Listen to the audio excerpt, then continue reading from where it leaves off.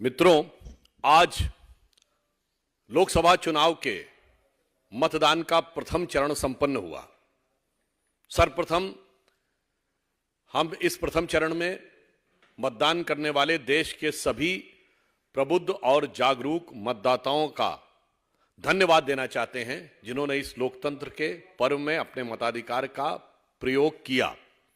और आने वाले चरणों के लिए हम सभी मतदाताओं से ये कहेंगे कि वो उसका अपने मताधिकार का प्रयोग करें। आज के इस प्रथम दिन के मतदान, प्रथम चरण के मतदान से पार्टी के पास जो फीडबैक आया है उससे बहुत स्पष्ट है कि देश की जनता बहुत गंभीरता के साथ और बहुत दृढ़ता के साथ प्रधानमंत्री श्री नरेंद्र मोदी जी के पक्ष में एकजुट होती हुई नजर आ रही है। निश्चित रूप से प्रधानमंत्री श्री नरेंद्र मोदी जी के प्रति जनता में समर्थन की एक लहर दिख रही है और दूसरी तरफ इंडिया गठबंधन और उनके स्वघोषित नेता, क्योंकि कोई घोषित नेता तो है ही नहीं, राहुल गांधी जी के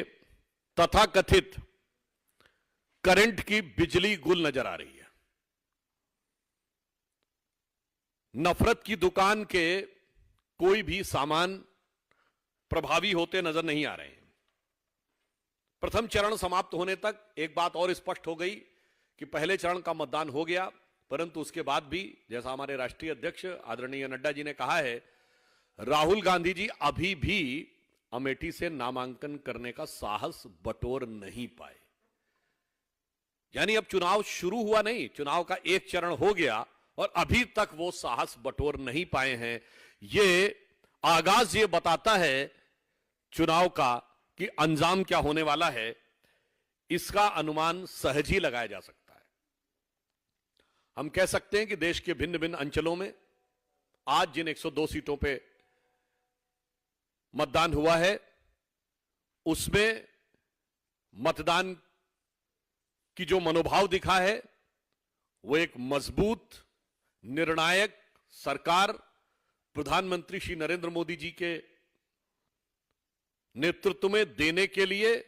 बहुत दृढ़ता के साथ और गंभीरता के साथ उठता हुआ नजर आया है। और हम आश्वस्त हैं कि इस प्रथम चरण में पिछली बार से कहीं अधिक सीटें हम जीतकर अपने विजय के अंतर को प्रभावी और निर्णायक ढंग से बढ़ाने में सफल होंगे और एक लंबी छलांग हम उन राज्यों में मारने जा रहे हैं जहां अभी तक हमें अपेक्षाकृत रूप से उतना महत्वपूर्ण नहीं माना जाता था। धन्यवाद। कोई प्रश्न? 102 सीटों पे चुनाव हुआ है, कितना एक्सपेक्टेशन कर रहे हैं? मैंने बहुत स्पष्ट कर दिया कि हम इस बार एक लंबी छलांग लगाने जा रहे हैं और उन राज्यों में जहां पर कि माना जाता था कि हम अपेक्षाकृत महत्वपूर्ण नहीं है और जहां महत्वपूर्ण हो गए थे वहां हम स्वीप करने की तरफ बढ़ने जा रहे हैं। पश्चिम बंगाल में जिस तरह से मतदान का रुझान दिख रहा है, देखिए, पश्चिम बंगाल एक विडंबनापूर्ण परिस्थिति है कि एक दौर में कभी उत्तर प्रदेश और बिहार में चुनाव के दौरान जिस प्रकार की हिंसा होती थी, अब भारत के लगभग सभी राज्यों में वह हिंसा नियंत्रित हो गई है। सिर्फ पश्चिम बंगाल एक ऐसा राज्य है जहां अभी भी चुनावी हिंसा के समाचार आते रहते हैं। इस बार भी तृणमूल सरकार के लोगों की तरफ से पूरा प्रयास किया गया हिंसा करने का, चुनाव को बाधित करने का, परंतु फिर भी मुझे लगता है कि सुरक्षा बलों और चुनाव आयोग की सतर्कता के चलते हुए अपेक्षाकृत नियंत्रण बेहतर बना रहा। तो मैं ये मानता हूं कि वहां की जनता, जब सुरक्षित वातावरण का आभास निकला है, तो निश्चित रूप से उन्होंने बाहर निकलकर जो ये अधिक मतदान किया है, तो मैं मानता हूं कि ये प्रभावी रूप से कुछ कुछ वैसा संकेत देगा जैसा 2014 के चुनाव में उत्तर प्रदेश में देखा था। तमिलनाडु में आप प्रतीक्षा करिए, मैंने कहा ना, इस बार हम लंबी छलांग लगाने जा रहे हैं। माननीय प्रधानमंत्री जी ने जितना तमिलनाडु के में समय दिया है और तमिलनाडु को जिस दिल से समय दिया है। मतदान हो गया है, इसके उपरांत भी मैं कहना चाहूंगा, फिर चाहे भारत मंडपम के समक्ष नटराज की मूर्ति स्थापित करना हो जो तंजावुर से प्राप्त होती है, चाहे